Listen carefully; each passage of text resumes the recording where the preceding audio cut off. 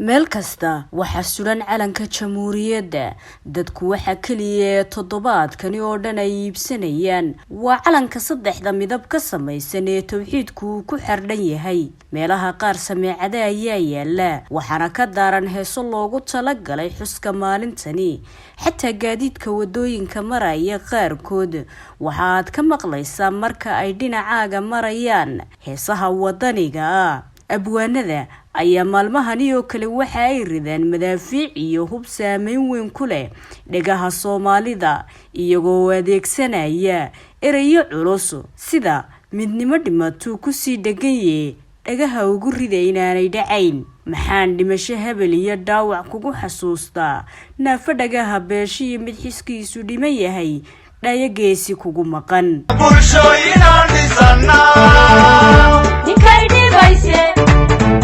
cilada ka dhurma ninkay dhibayse cilada ka dhurma midnimadii maabtuu ku sii dhaganye dhagaha ugu rida inaana dhacayn dhagaha ugu rida dhagaha ugu rida inaana dhacayn dhagaha ugu rida inaana dhacayn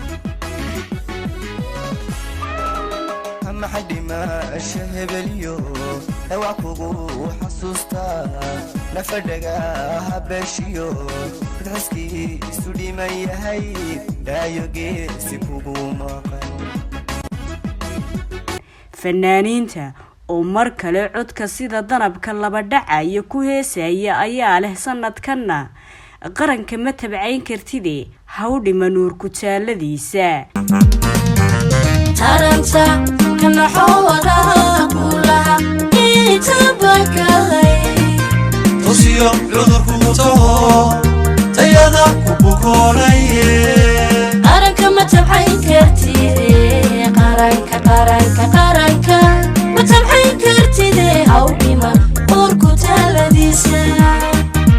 miyaan wada dhammayn karayaa heesaha maalmahan iyo munaasabadani loogu talagalay oo aynan ka gungaadhahaynin haddii aynu maanta oo dhan wadno maya ee aan iska dhaafo maalmahani ayaa waxa ay gudaha Soomaaliland ka yihiin kuwa ka duwan maalmaha kale xataa goobaha dharka lagu tolo ee loo yaqaan dawarlayaashu waa ay camiran yihiin oo waxa lagu tolayaa dhar ka samaysan calanka dalkan dhalinyaradu waxa ay si mug weyn dareenkooda ugu muujinayaan baraha ay bulshadu ku kulanto sida midda ugu caansan ee loo yaqaan TikTok oo aad looga dareemayo qiimaha iyo saameynta ay leedahay 18 May waxaaniyo dhan waxa loo sameynayaa wasanad guurada 31 ee xuska 18 May maalintii ay Soomaaliland ku dhawaaqday inay ka go'day guud ahaan dalkii la isku oran jiray Soomaaliya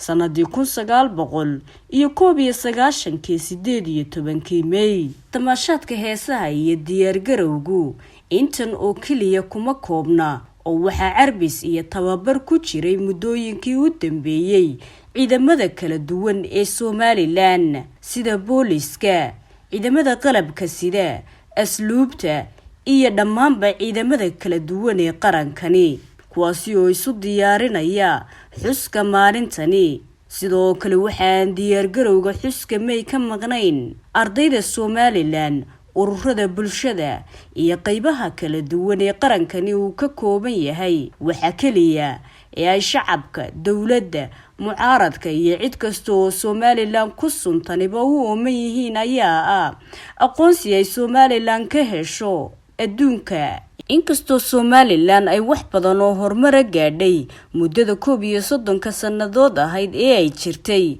oo dadka qaar ay ku tilmaamaan muddo dheer balse marka lagu eegayo indhaha siyaasadda iyo koritaanka dawladnimada noqonaysa muddo aad u gaaban haddana in badan oo kamida dadka ka faallooda arrimaha siyaasadda Soomaaliland waxay xukuumadihii kala dambeeyay ee Soomaaliland ku dhaliilaan inaanay marin amaba qaadin dariiqii dhabta ahaa ee uu dalkani ku heli lahaa aqoonsiga uu raadinayo ee uu ka rabo beesha caalamka si uu uga mid noqdo wadamada tirsan ee adduunka. taasina waxa ay sabab uga dhigaan qodobo dhowra oo kan ugu muhiimsani uu yahay in madaxda Somaliland ilowsan yihiin in dalkani aqoonsi caalamiya hore u helay oo aanu maanta u baahnayn inuu baadi goobo ama baraadiyo aqoonsi, maadaama 26 Juun 1960 uu dalkani qaatay xornimadiisa isla markaasina uu helay aqoonsi caalamiya, calan gaarana uu lahaa, misna uu si iskiya ugu biiray wadan kale. taasi oo macnaheedu yahay in Somaliland aanay ahayn cidda u baahan aqoonsiga, cidda u baahan aqoonsigu ay tahay Soomaaliya oo hadda haysata aqoonsi caalamiya, isla markaana si ula kaca oo aan xishood ku jirin ugu dooda in Soomaaliya ay tahay hal dal iyo waxa ay ugu yeedhaan midnimada.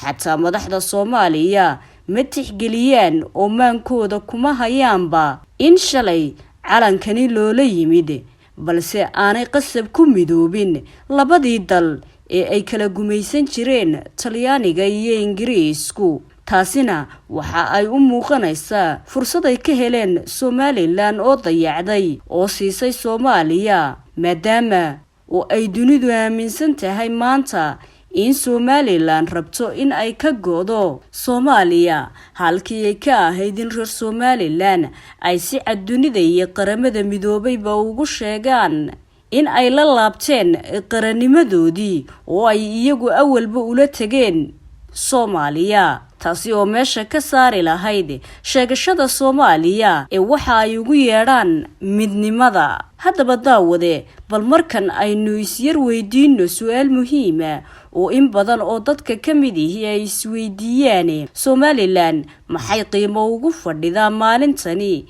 maxayse ka faa'iiday muddada 31 sano ahayd ee ay goonida ka ahayd Soomaaliya? haddii aan si fudud uga jawaabo su'aashaasi, Somaliland maalintani waxay ugu fadhidaa qiimo weyn, waana maalin ay ka badbaaday Somaliland dhibaatada ilaa iyo maanta ka taagan Soomaaliya inteeda kale ee ay ugu horeyso nabadgelyo la'aantu. waa maalin shacabkani uu ka tashaday aayahooda, waana maalin aan odhan karno waa maalinta guusha Somaliland dhalatay. geesta kale, Somaliland waxa ay ka faa'iiday muddada 31 sano ahayd deganaan, dimuqraadiyad iyo horumar badan. haddii aynu sii kala qaadno: 1. Somaliland waxa ay ku naaloonaysaa ammaan aanay haysanin inta badan wadamada dunida oo ay xataa ku jiraan qaar xornimadooda haystay iyo dowladnimadoodaba boqolaal sano. waana la mahadiye, halkani waa meel aad hurdada ku gamayso adigoo haba yaraatee aan qabin wax cabsiya. waana dalka keliyaata ee ku yaala wadamada Afrika ee qabsaday doorashooyin kala duwan, kuwaasi oo aanay deera ku hirdiin, shacabkuna ay ku go'aaminayeen codkooda cidda ay doonayaan ee talada u qabanaysa. waxaa jira horumar badan oo dalkani ka socda, sida kaabayaasha dhaqaalaha, dhismayaasha buundooyinka iyo biriishyada, waxbarashada, caafimaadka iyo weliba horumaro kala duwan. walow waynu odhan karno dhaliilana waa jiraan. dhinaca arrimaha dibadda, Somaliland sanadihii u dambeeyay waxa ay gaadhay guulo la taaban karo, waxaana madaxda qarankani ay safarro shaqo ku gaala bixiyeen wadamo dhowra, iyadoo midka u muhiimsanaa aynu ka soo qaadan karno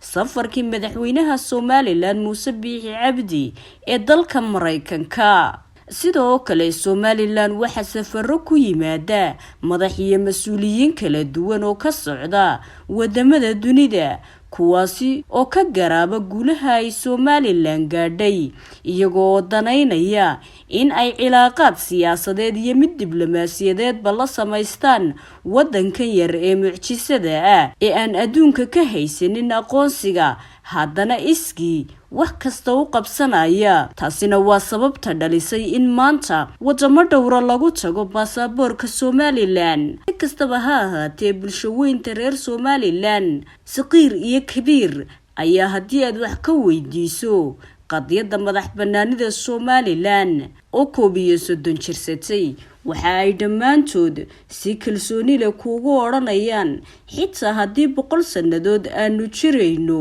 ma aha qarannimadayadu mid aanu ka tagayno iyo ereyga ah dib u noqosho ma jirto soonidu waa daljin kaftuunkuna waa isbixin nidaamkuna kala dambayn ayuu ku kordhaa awood